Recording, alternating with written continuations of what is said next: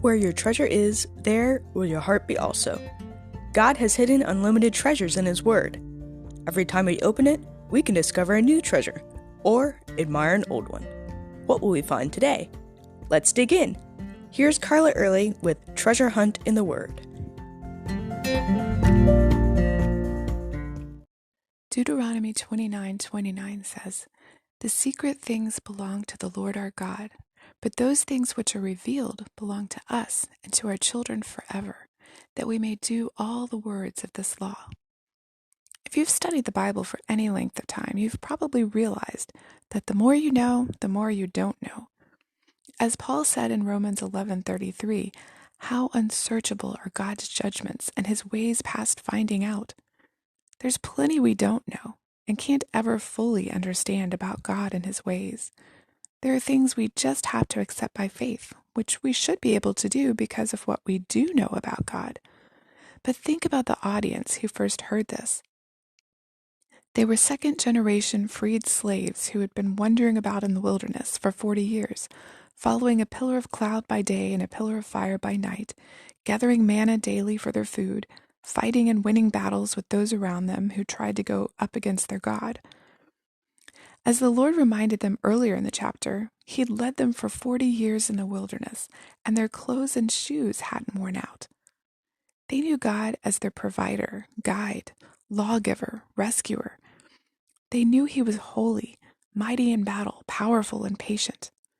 They'd seen Him do miracles, feed them, keep them safe, but there was so much they didn't understand or know about Him.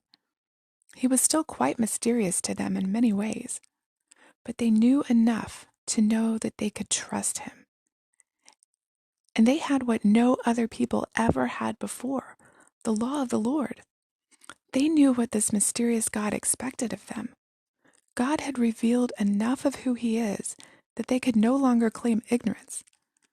Now they had two responsibilities: to obey the law themselves and to teach it to their children, to pass it down, tell what they knew to the next generation.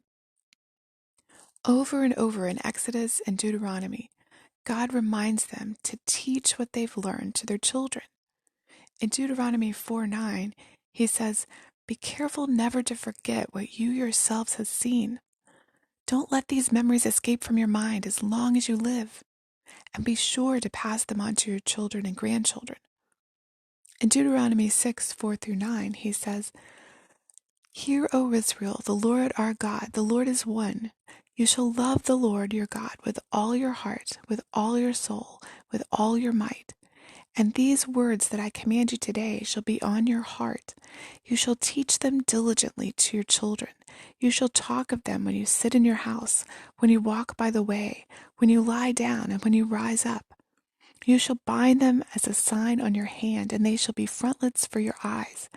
You shall write them on the doorposts of your house and on your gates." Even more, we should be telling the next generation of what God has done for us. Just think how much more God has revealed Himself to us than He had to them.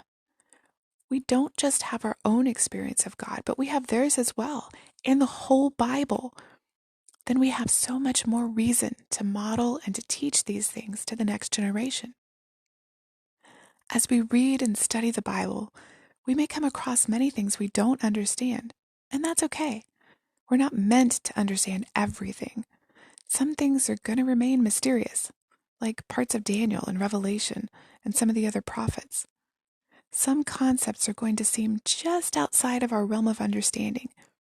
But the more we study, the more we pray about what we don't understand, and the more insight God will give us.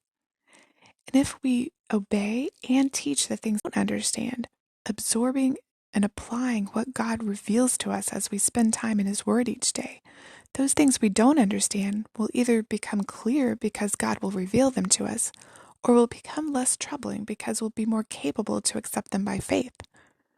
What things do you know about God and His Word that you need to apply today? How can you take an opportunity that God has given you to teach others?